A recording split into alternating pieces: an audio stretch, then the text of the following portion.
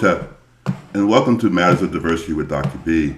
I hope all is well. Everybody's doing well. This has been a very whirlwind of a year and summer, and things are changing rapidly on the UCF horizon and also in the world. But today we're going to communicate and talk a little bit about the month that we're in, which is June, and we're going to talk a little bit about Pride Month, and we're going to also talk about what it is like to be in the,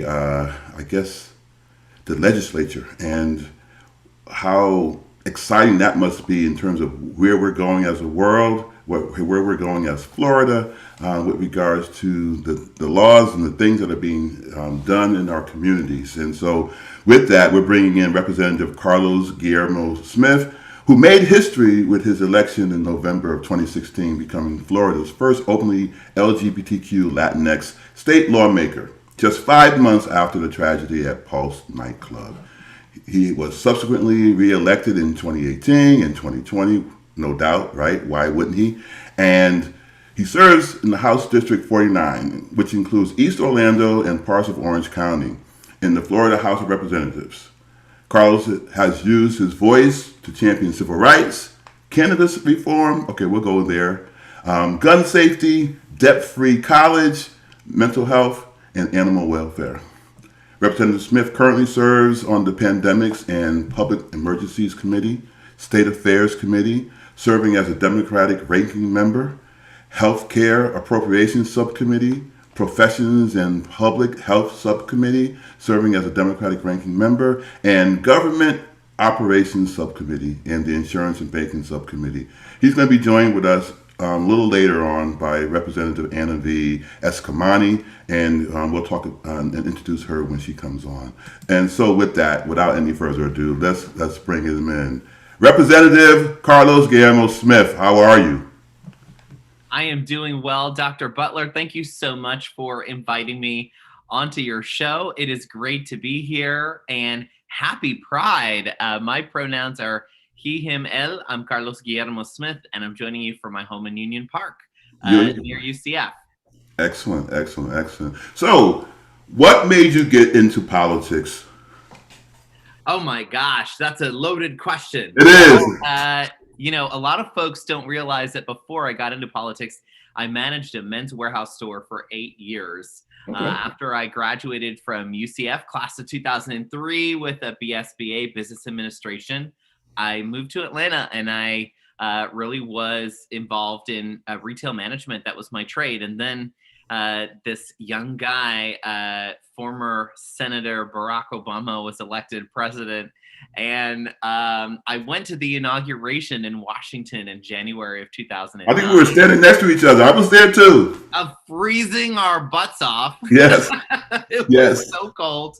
But I had my red Obama beanie hat on, and I was just very inspired. And I couldn't figure out at the time, how do I, as a manager of the Men's Warehouse, help President Obama implement his progressive agenda? How do we expand access to healthcare? How do I do that as a private citizen who manages a Men's Warehouse store? I couldn't figure that part out. And then I got some good advice from a dear friend who said, Carlos, you should just volunteer for as many politically minded organizations as you can. Okay. And just see if you can find your lane. I took that advice and volunteered for organizations like Organizing for America, OFA, that used to be the Obama campaign, but then they were, in the first couple years of the administration, they were, pushing the passage of the Affordable Care Act. So that was a big part of their body of work. I was involved there, volunteering for Equality Florida and the Human Rights Campaign. And that's how I got really engaged, and how I kind of transitioned, if you will, from away from a career in retail management, okay, and more towards a career in community organizing and in politics. So was it how life-changing was that? Because you were working, you were gainfully employed. I'm assuming that you made this shift. Were you still gainfully employed? I mean, What was Yeah. life like during that time? Yeah, it rocked my world, right? It's just like I have a stable job with a salary and benefits, and I'm like, I don't like this anymore. I want to I want to go do something in politics. I mean, that is how my world was shook by the historic election of President Obama. And so, that kind of inspired me to want to change Wow. something. And eventually, I ended up getting my first gig. I guess finally another salary job with benefits, although the salary wasn't that great. Was working as a state employee as a legislative aide. I got a role being a legislative assistant Okay. for two former members of the Florida House, where I now serve. Okay. First, I worked for former state representative Scott Randolph, who is now the elected tax collector of Orange County. And I also worked for a former state representative, Joe Saunders, before I myself was elected to the Florida legislature. Okay. Excellent. Wow, that is pretty cool. And so, when you came back, I think said you were in Atlanta. So when you came back to Florida and was involved in politics and things along those lines, were you housed in Tallahassee? What was that like? Or were you still in Orlando? What was going on? Yeah, I was mostly Orlando based, and I was starting to transition away from retail, and I started going part time in retail and part time knocking on doors for then Congressman Alan Grayson for his Ah, yeah, I reelection remember. Yes. campaign. Those were the days, and then I kind of found a home at Equality Florida, which Okay. is our state's largest LGBTQ civil rights organization. First I was an intern, and then I helped them organize their lobby days in the state capitol in Tallahassee, even though I was based in Orlando. Okay. And then really in 2014, I got hired by Equality Florida to do their government affairs work in the state capitol. So really, it was my job for 2 years to fight back against anti-LGBTQ legislation in our state capitol. I had my hands full during that time frame, I'm sure you but did. also advocating for pro-equality legislation like the Florida Competitive Workforce Act, which modernized our state civil rights act to include anti-discrimination protections for LGBTQ Floridians. Wow. Wow. And so, in all of that, that spark that started back when you were at the inauguration to where you are now, did you see that trajectory? Did you know that No, that was where you were going? no. My dream job, Dr. B, was I wanted to be a staffer on Capitol Hill in Washington, D.C. That was the goal. I felt like I had found my lane. And then when I got an opportunity to be a staffer on the other Capitol Hill in Tallahassee, the hill being Appalachie Parkway, close Uh, to the state yeah. capitol, Yeah. I just did the best that I could in that role before I finally decided in 2015, while I was working for Equality Florida, that Yeah.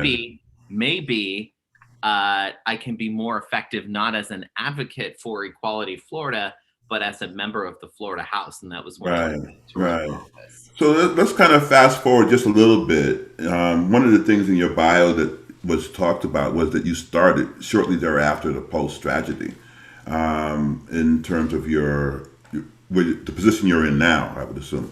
And so, talk a little bit about who you are as a Latinx individual on top of what happened with that post tragedy. Because one of the things that has been, going through the atmosphere, so to speak, around post is that it's really about the gay community, but it really tapped into the Latinx community as well, and that's not talked about as much. And so, what are your thoughts around, that, and on the cusp of you becoming an elected official? Well, thank you for asking that, Dr. B. I a couple weeks ago was the 5-year remembrance of Exactly. the tragedy at Pulse nightclub, and so I've been reflecting um, on this a lot, and about how we've changed and how maybe we've progressed and maybe how we've regressed in some ways. Yeah.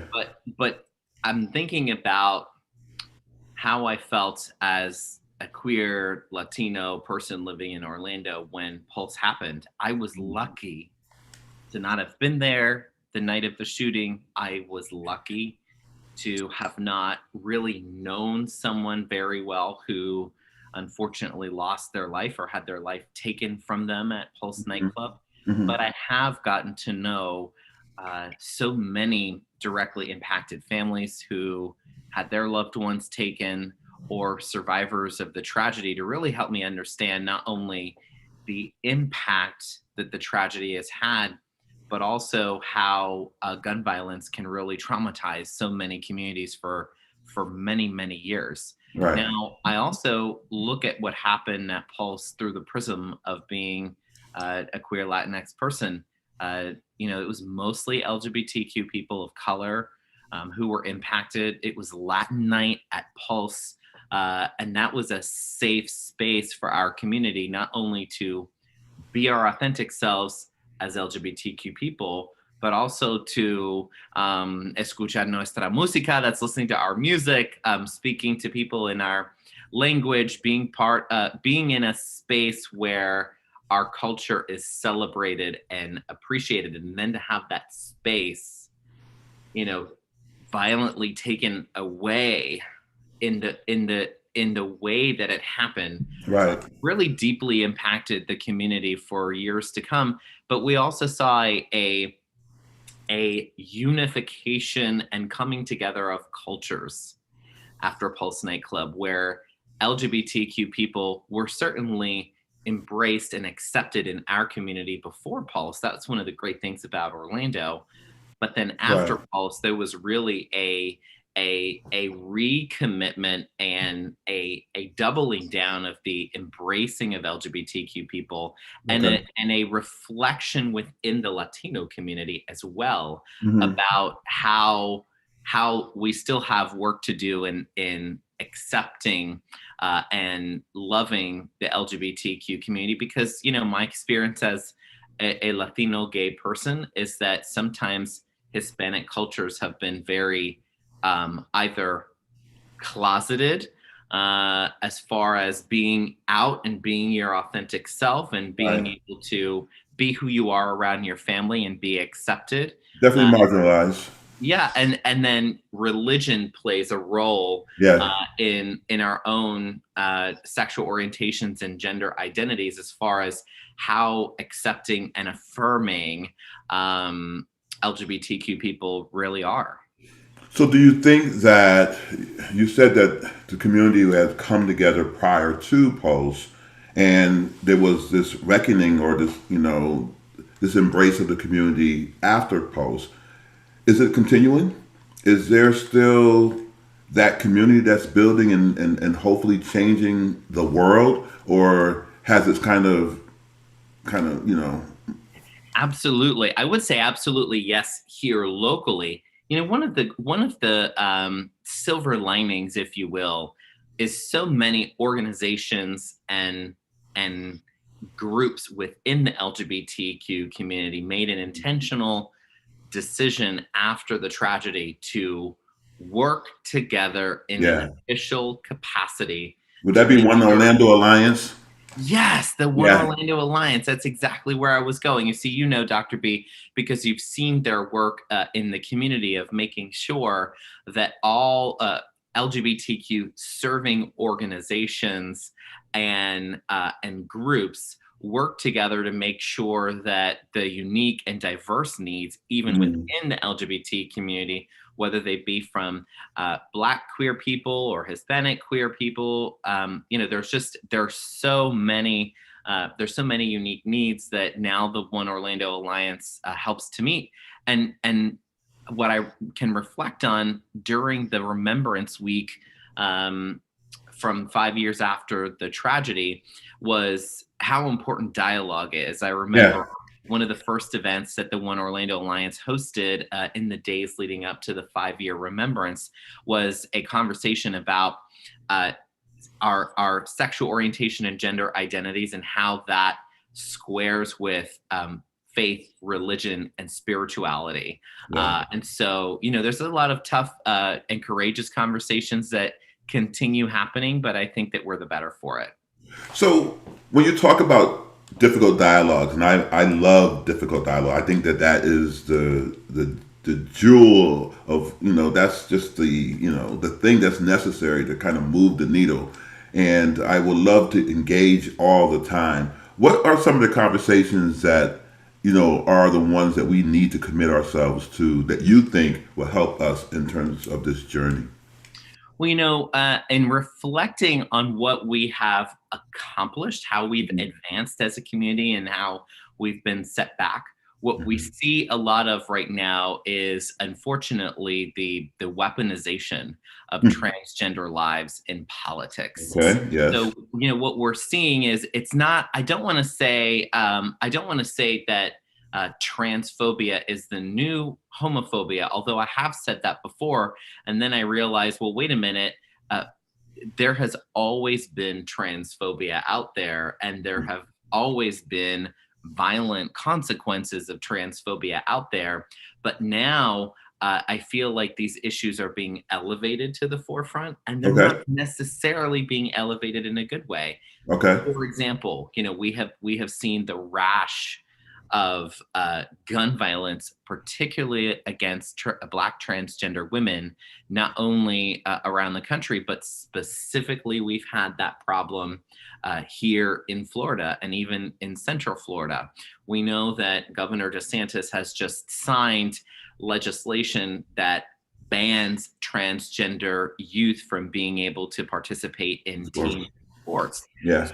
So their gender identities and the trans experience itself is being weaponized for Mhm. political gain Mhm. by the other side, who really doesn't care about the consequences of their actions, the message of exclusion that they are sending to a vulnerable population. So you may not be able to answer this question, but sometimes I think about what happens in politics, and I just think that some people are just very, just not maybe insensitive, but just really inhumane in the way that they treat people. Is that really who you see when you look across the aisle, or is that just something that is just portrayed out there? Because I hear all the time, especially when you think about politics out of Washington D.C., that we're friends, we go out and we do this and this and this together. We just have differing viewpoints. Help me understand that those different viewpoints are the only thing that really separate people from being humane. That makes sense. Sometimes I mean, it's an important question, Dr. B, because as a legislator and being up in Tallahassee as an elected Democrat, I'm elected to represent all of my All the people. constituents, not just my Democratic constituents. Exactly. But we also understand that as public servants, we're elected because of the values that we represent. Okay. And some of those values are in conflict with other values that people hold true. I care very deeply about the values of fairness and equality. And for example, when we went through this debate in Tallahassee over whether or not to ban transgender children from team sports, even though we've had no problems with this issue, no complaints, no conflicts, no controversies whatsoever. Right. You know, when folks on the other side made the passionate argument for excluding this vulnerable group of people somehow in the name of fairness without producing any examples of how anyone has been treated unfairly as Yeah. a result Right. of allowing trans youth to be included in Right. every aspect of our educational environment in our public schools. Yeah. It made me realize, these folks are being deliberately mean-spirited. They Is are it deliberately doing this, and okay? it was challenging to have those conversations. Is it a distraction? Mhm. Absolutely. Absolutely. I oppose that legislation, no question. And unfortunately, we lost this battle. And this is part of a backlash. I feel like a national backlash because the LGBTQ community has made significant progress. And whenever we see progress in civil rights movements or social movements, we see this backlash that comes as a result of that. Okay. Uh, and in this case, as far as what the missed opportunity was, we only have 60 days in the legislative session to solve a long list of issues and problems in the state of Florida that working people are facing. Folks are seeing their property insurance rates are skyrocketing through the roof if they're a homeowner. We have a broken unemployment system. We've not expanded Medicaid under the Affordable Care Act, which has been an even larger problem during a deadly pandemic. But we're There's worried about whether somebody's playing a sport. right, right. There's so many issues we have to deal with. And we didn't even spend, if we would have spent half as much time on those issues Yeah. as we did debating on whether or not we should include transgender children in team sports in our public schools, Floridians would be much better off. I mean, the majority really squandered the precious 60 days we had to solve Florida's problems by chasing these non-existent issues. How come that's not? So your what you just explained just now is not public fare. I mean, how come people don't know that? How come people don't buy into that? I mean, it's as simple as me asking you that question just now. Is that a Right. distraction? A Why? total, a total distraction. But it's not. But it's not just the opportunity cost. The legislation like this actually is very harmful to a very vulnerable community. You don't have to be a transgender student playing in team sports in schools right now to be negatively impacted. What you've Right. seen Right. is you've seen the governor of your state celebrated by other legislators for signing a bill into law that has the overt goal and intention of excluding you Yeah. from fully participating In your in life. your community and your educational environment. And Yeah. if you were one of those who was actually playing on a team, Yeah. as transgender students have been doing in Florida since 2013 openly, then you had the added insult, unfortunately, of being expelled from that team Yeah. and humiliated in front of your peers. But I want Period. to make sure that for the families and the impacted youth that are listening, I want to make sure that they hear this very loudly and very clearly, which is that they are supported. Transgender kids are loved. We will fight for them and we will always be on their side. Wow. What's it like? I'm assuming that you met the person who's governor. What's it like being in that person's presence? Kind of chaotic. I did go to the governor's mansion a couple of years ago before the pandemic began unfolding for a reception of Florida legislators, and it was a busy event. There was a line of folks who wanted to shake his hand, but that wasn't the only time.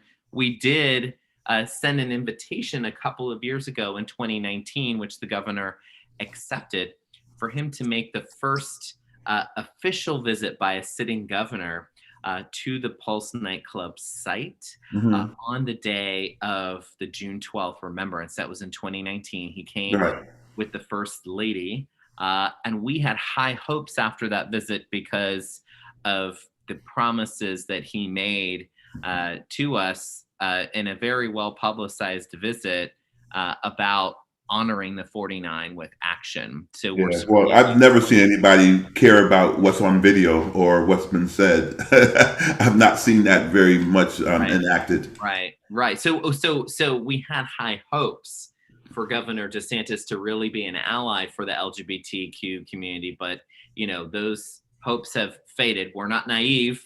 Okay. I'm not gonna, you know, keep talking to a brick wall when we know that he has gone out of his way to veto funding for Pulse survivors and family members, mental health funding through the OUAC, Orlando United Assistance Center. He Wow. vetoed funding a couple weeks ago for LGBTQ homeless youth. So now, we've got to do work to try to make up for that. I created a GoFundMe campaign, for example, to try to recoup the 150 grand in mental health funding for Pulse survivors that the governor vetoed. So, Oh, for your listeners out there who cool. are wanting to find out how they can help, they can donate to our GoFundMe campaign for the LGBTQ Center, which is raising money for resiliency services for Pulse survivors and family members. Right. Is there a website or is there a link that They can find it on my Twitter okay. account, which is at Carlos G. Smith. We do have the GoFundMe campaign pinned there. And they can also do a search in the GoFundMe platform to find that campaign to donate to the center. Excellent. Say it one more time. That is going to be at Carlos G. Smith on Twitter, is where they can find the pinned tweet with the GoFundMe campaign so that they can donate to help those Pulse survivors with ongoing resiliency In services. the name of the campaign. And the name of the campaign is I'm trying to remember what it's called, but if they search through GoFundMe, Okay. DeSantis and Pulse, they will find this campaign through GoFundMe, which is Okay. Excellent. We'll make sure. I want to make sure that we get it and make sure that we have it thank on this you, platform thank you. That for is much sure. appreciated. We need that. That is really cool. So let's shift a little bit and just talk about you and how you have felt maybe your life being fulfilled now that you've done these things. That day that you were at the inauguration where you said and you need to get involved. How do you feel about now where you are, where you sit, what you have done, and what kind of aspirations do you have for the future? Well, thank you for asking that, Dr. B. I have been serving, I've had the honor of serving in the legislature since 2016. This is my fifth year. Okay. And I know that there's still so much work to be done, not just on the issue of LGBTQ equality, but also on the issue of workers' rights, expanding Medicaid, making sure that we help solve the affordable housing crisis, which we know is still raging here in Florida, really fighting for the most vulnerable. And I believe that for now, that the way that I can be most effective with improving the lives of working Floridians is by continuing to serve in the Florida House of Representatives, which I have the honor of doing alongside my colleague, Representative Anna V. Eskamani, also known as my work wife. The work wife. All right, all right, all right. And I know that she's Hello. joining us here too. Welcome in. Welcome in. How are you, Representative Hi, Eskamani? Dr. B. I am hanging in there. I actually just came from a really special event, the revealing of Stonewall Jackson Road being renamed. Yes, I saw that. Okay, yes, excellent. So Clemente. So that was such a big deal for our community, and I was really, really happy that I could be a part of that. Wow. Well, congratulations on that. That was, I mean, I saw that last night on the news. Excellent, excellent, excellent. So you two are husband and wife in business and law and order and all that other good stuff, Oh huh? my God. So one of the questions I wanted to ask you, Representative Guillermo Smith, when are you going to be on the ballot for governor of the state of Florida? LOL, never. Oh my Uh God. oh. LOL. I don't know about all that, Dr. B. That's something that I might actually defer to Representative Eskamani on, because there's been more rumors about her running for governor, although I think that she's made a very smart decision recently to continue with our journey together in the Florida legislature. All right, all right, all right, all right. But I'm always going to be looking for that person on the hill who's going to That's be, right. championing all folks, right? And so, Representative Eskamani, you made a decision to stay where you are for now. What's that all about? What's going on there? Yeah. I mean, there's always been I think this perception in politics that you're in politics because you have an end game of growth and expansion, right? Like the end game is that you're going to go up that ladder, and I think that that's a very transactional approach to politics. Like, Okay. I mean, I'll speak for myself, but I know Rep. Smith will likely agree. I came to this work with service as my main priority. I can be a queen bee if I must, but I am a worker bee in heart. Like I love Okay. doing the work. My happy Okay. place. My happy place is in front of my computer, getting things done, getting things Okay. off my to-do list, right? Like Okay. that's Okay. where I thrive. And so when you're approaching that 2-year cycle, in the case of the state house rep, deciding what your next step is, there was a lot of chatter encouraging me to run for governor, something statewide.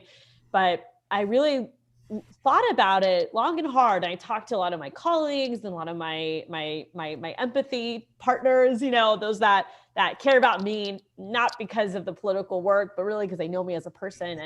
And I ultimately decided to stay in the legislature for two main reasons. One is that we have so much more work to do, as Representative Smith outlined. I mean, just the fights in front of us and the importance of having members that also come to the space with intersectional lens, who are centering policy on directly impacted people.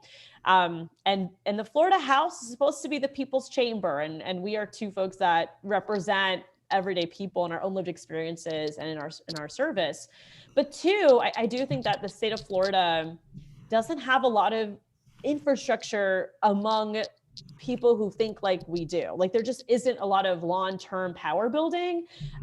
Again, this goes back to my point about transactionalism in political campaigning. It's often run on a 2-year cycle. And so once an election is over, things just fall apart again. So all those folks you built a relationship with to get out the vote, they disappear because you were not making a conscious effort to build those relationships over time, to show up for people even when you don't have an ask, but to show up because it's the right thing to do. Like this event that I just attended, that I mentioned, is not in my district. It's outside of my district, but I go because of its importance to those that I care about. Okay. And so I think it's so important that we take time to build infrastructure. So that's what I'm also directing my energy towards. We're doing a voter registration initiative statewide. We're hosting 2 trainings next few days. Yeah. Voters in Florida. So you just brought up another term that I wanted to talk about today. You said voter, and so I want to go into that voter suppression stuff that's happening in the world today. How are we combating that? What's happening, especially maybe in the state of Florida? What do we need to do? What do we need to know? How do we make sure that people get to vote? Because it really is our right? Combating it by suing the state of Florida. That's how we're combating it. Because right now, I know that the Florida League of Women Voters and other organizations are suing Florida over a bill that just passed, Senate Bill 90, which is really intended to suppress our right to vote by mail in particular. Why vote by mail? Well, because there's a number of onerous restrictions on our ability to vote by mail in this legislation that are totally arbitrary.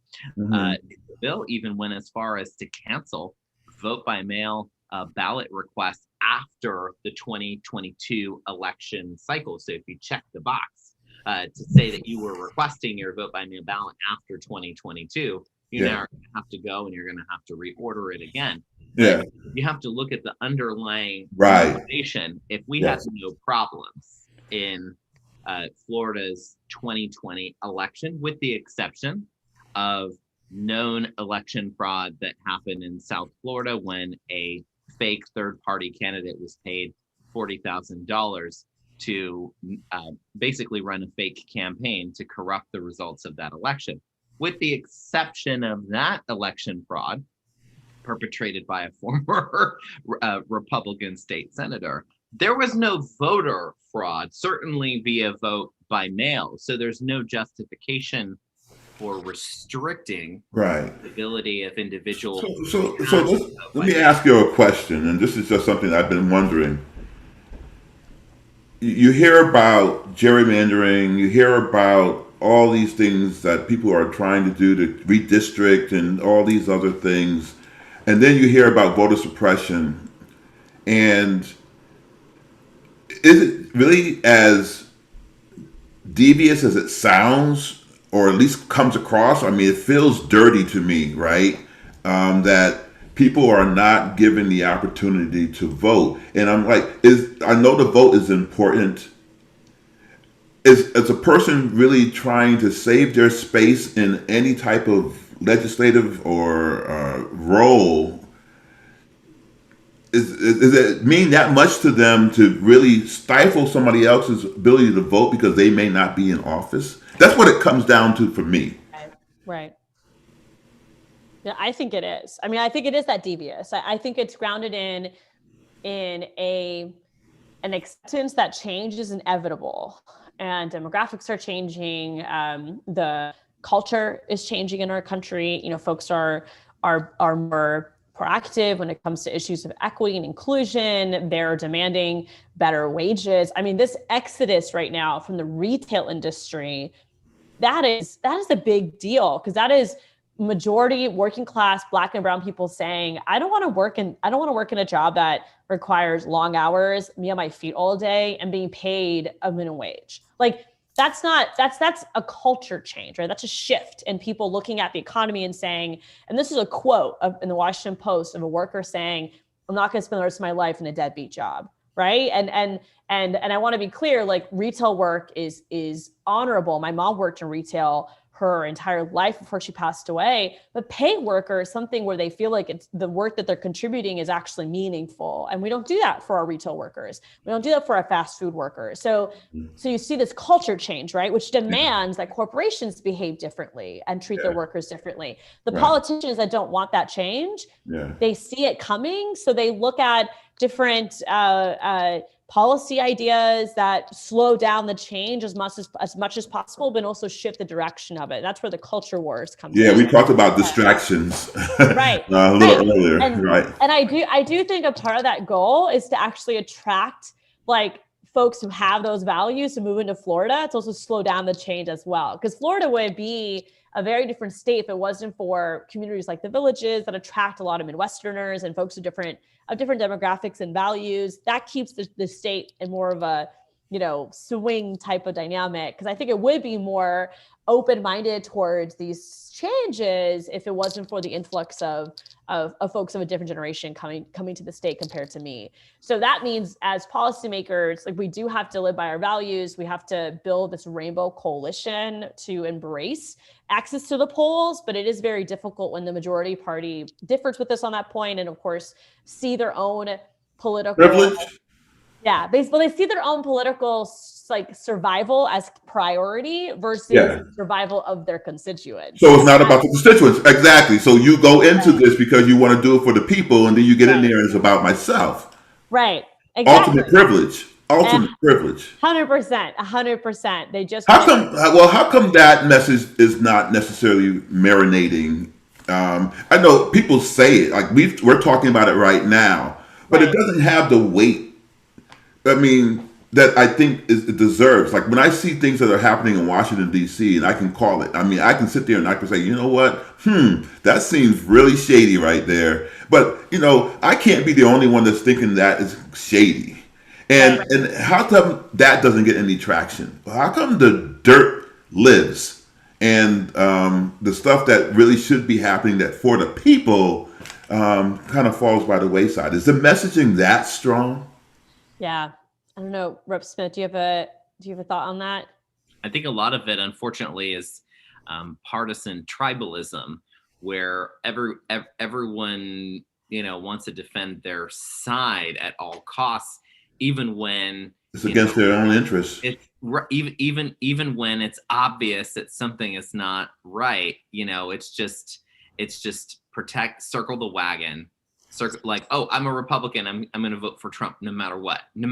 Doesn't matter if he tried to overthrow the federal government by inciting an insurrection on the day that we were counting electoral vote. We must protect him. We must defend him no matter what, at any cost. We're never wrong. Like, that type of tribalism has made it very challenging to engage in bipartisan work. And, as you see, everything has become partisan, from wanting to investigate the January 6th insurrection, which should not be a partisan issue, to passing the For the People Act in Congress, which is so important to create a basic floor of voting rights, to ensure that we don't have chaos in future elections where,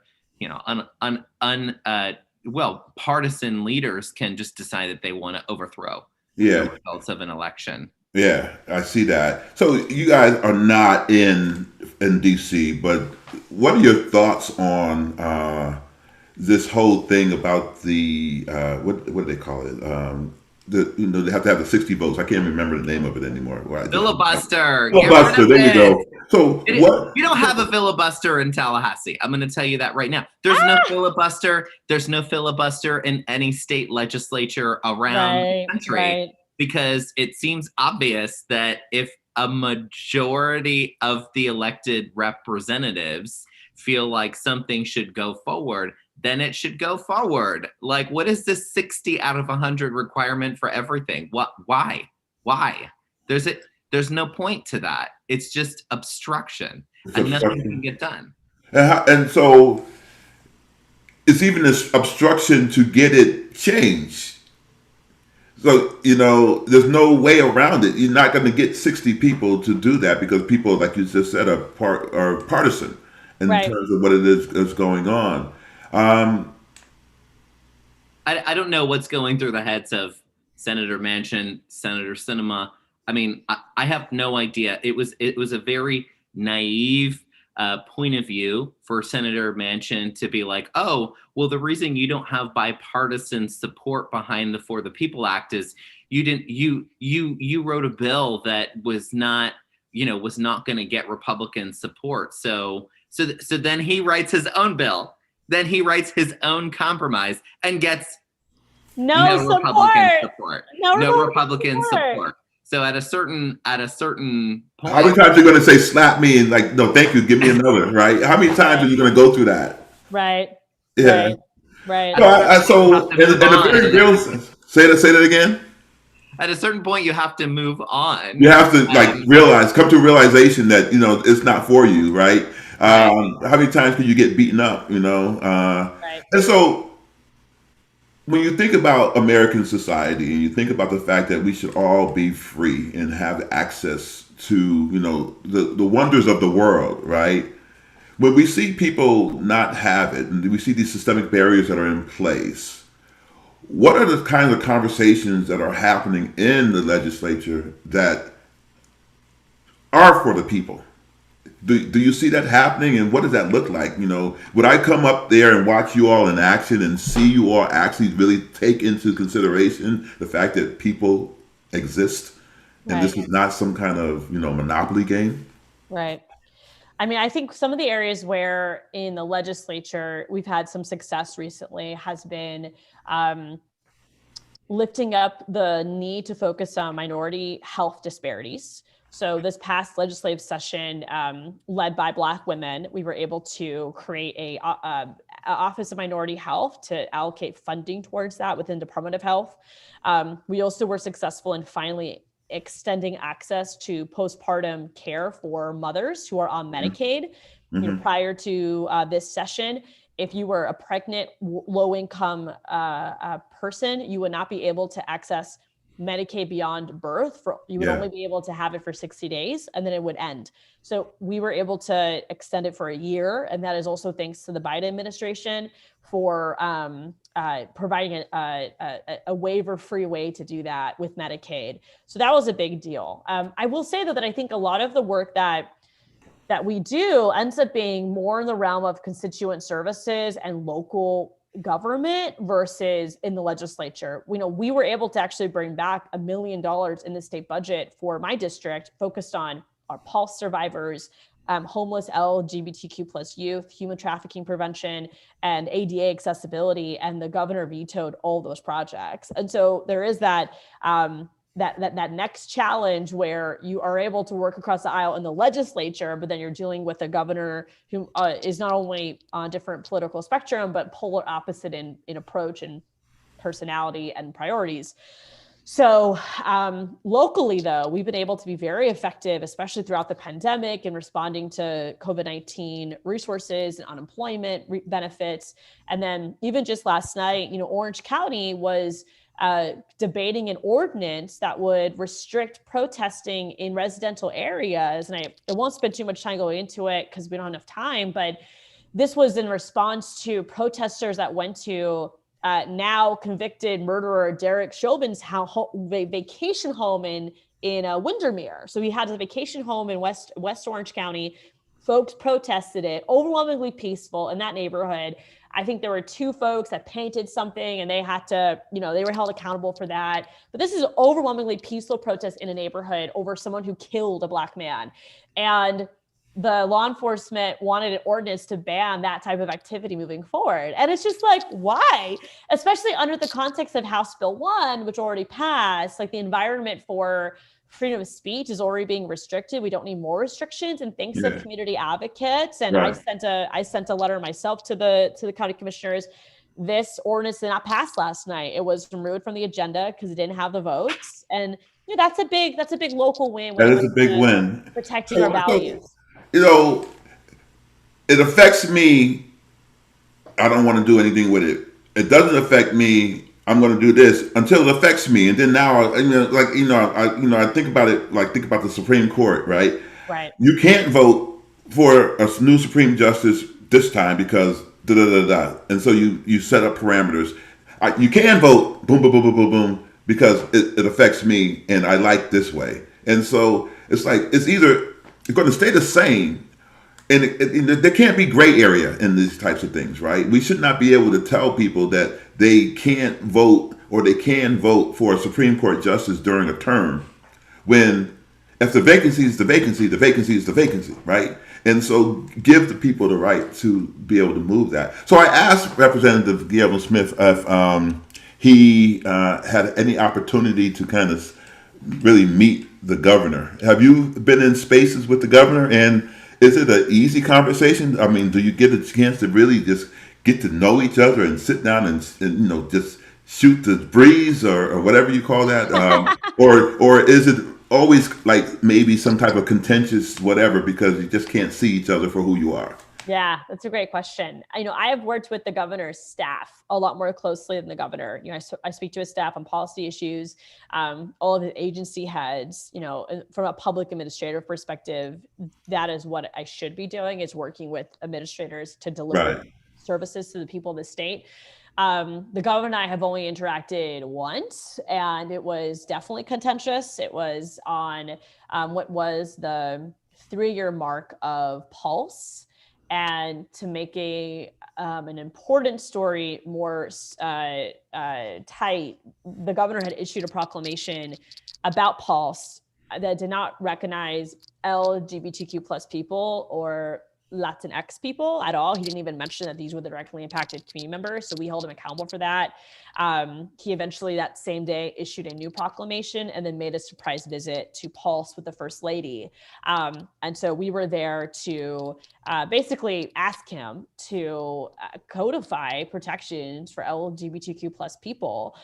With an executive order, he could provide protections for every state employee and contracted worker, and he has yet to do either one of those actions. So that was my one and only engagement with the governor face to face, and I'm glad I had it. But the fact that he hasn't acted on it, is pretty indicative to me of where he stands. Wow. I was there. We talked about that before you joined, Rep. Eskamani, and all I'll say is there's a lot of photographs of the governor's visit that Rep. Eskamani is referencing, and you can see it all in both me and Rep. Eskamani's facial expressions. Body language. All right, well, you got to send me an email.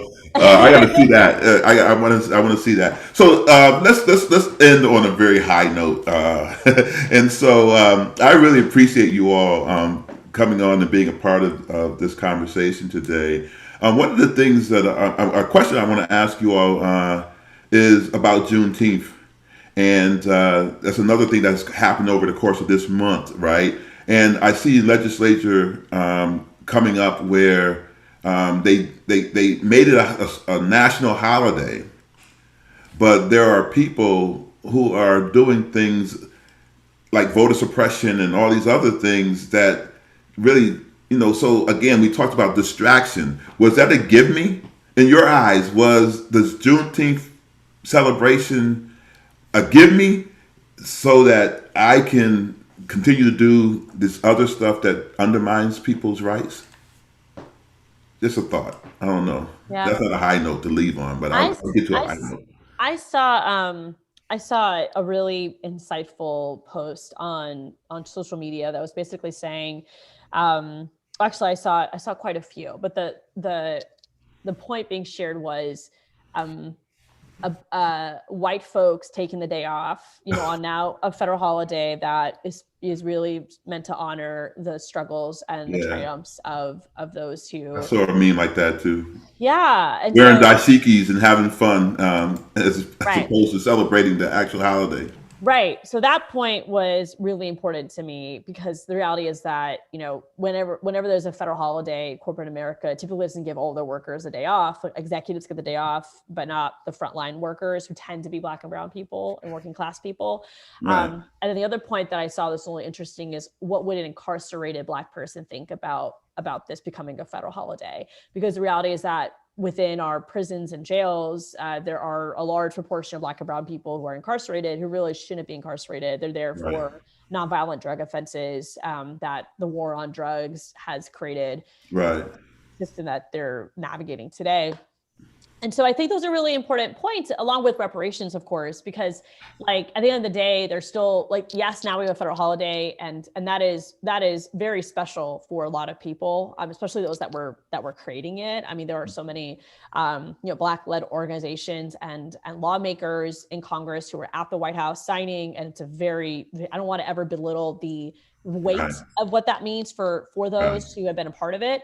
But let this be the beginning, not the end, is my point. Let this be the beginning of pushing for closing the wealth gap and pushing for criminal legal system reform. Well, that's the hope. Yeah, that's definitely the hope, because I think about that, and I also think that but we're in the middle of you still doing voter suppression, having issues about what critical race theory is, and all those other things that are coming up, and I'm like, yeah, you give them this, but you're still doing all this other stuff that's undermining all these other things that are helping people to kind of see the world for what it really is, right? To live in this. But anyway, let's not talk about any of that. Let's talk about some good things. What do you all have in your dockets that is coming up that we should be looking forward to see you all make some positive changes in the lives of people here in Florida? What's coming up? What do you see happening? I know that we're going to be returning to Tallahassee soon, if you can believe it. We did have a special session that was near the end of May, after we actually finished the regular session, but we're already scheduled to be back in Tallahassee doing our legislative work in September. And I know that redistricting is going to be a big part of that conversation for the next legislative session. It's every 10 years that the Florida legislature is tasked with drawing new maps for the Florida House, Senate, and Congress. And so we do have a new Florida Supreme Court. So it'll be interesting to see if the maps get challenged. I do have some, thoughts on that, and where, we may end up going. But to Representative Eskamani's point, it's also about the work that we're doing right now, the constituent services, the folks who are still struggling with unemployment, the folks that are still looking for information to get vaccinated. There's so many different issues that our offices are here to help constituents with in the meantime, even when we're not in session, so that we can do what we can to try to improve the lives of our constituents. Yeah, right. Okay. And so how do you make a person like me get more involved? Volunteer for everything, like I did, Dr. B. Remember, I was telling you that story on how I got involved. I just volunteered for everything. Every politically minded organization that I could find is how I really stayed engaged. And I know that that showing up to local school board meetings, showing up to local county commission and city commission meetings is a way for folks to get involved, to know Excellent. what's going on in their communities and actually making an impact. Great, right. So that's the challenge. That's the challenge. We have to be in the faces of these folks because, you know, in order to really kind of stimulate change or help change to really occur, we have to really have an impact. And so we can't just allow people, I guess, in some regards, to just continue to do the things that they're doing without recognizing that they have constituents that they have to really put into play when they're making these decisions. You said it very clearly early on that, you know, when you became a representative, you were a representative for all of the people in the district, not just people who thought like you do in terms of the democratic principles or whatever have you. So thank you both. I'm glad that you got an opportunity to go and make that change at the street. That was pretty cool. And I'm glad that had opportunity to kind of hang out and talk with you all. I hope that we can communicate in the future. Put me to work. You know, if there's something that you think I can do for you all, please don't hesitate. And we'll look at the GoFundMe. Say it one more time. What's that GoFundMe? Yes, the GoFundMe is on my Twitter. It's a pinned tweet at Carlos G. Smith to raise money for mental health and resiliency services for Pulse survivors that the governor vetoed. Yeah, if you do nothing else, go put some money in that and help to make sure that people can be well. Mental wellness is important, you know. On our next episode, you all, we're going to be talking about pride with pride parents. So I'm going to have two employees here at UCF who are going to talk about being a parent of LGBTQ individual. And so I'm looking forward to that as well. We're going to close out the month with that or these types of things. But I really, truly appreciate both of you taking the time out of your day. I know you could be doing other things, but I think this is really important too because you inspired me. I'm excited. You know, anytime that you can be working in government and smile and laugh, you guys both smiled and laughed today. So that tells me that it's not as excruciating as it might seem. I know you have hard times and things you have to, you know, fight for in order to make sure your constituents are being served, but you are still doing the right thing and you're still smiling. Beautiful happy smile. warriors. Happy warriors. There you go. Happy warriors. So thank you so much. Any last minute words? Keep it up, Dr. B. We'll see. I'll try. You know, those forces are always in my favor, but we'll try to always keep it up. I know what you're going through because I go through the same thing. Big props to Lauren and Krista for helping work with us to make this happen. Absolutely. All right. So thank you. Enjoy the rest of your day, and we'll see you around hopefully soon. Bye. Bye. Thank you.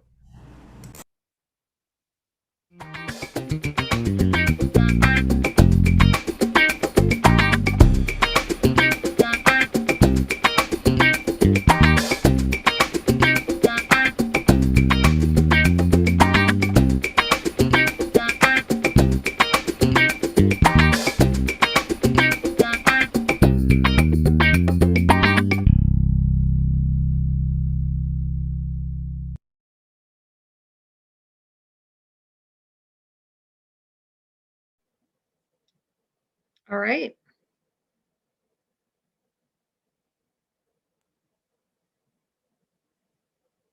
Well, that was a lot of fun. Oh, he left. Oh, I thought he was still Oh on. no, yeah. He just left.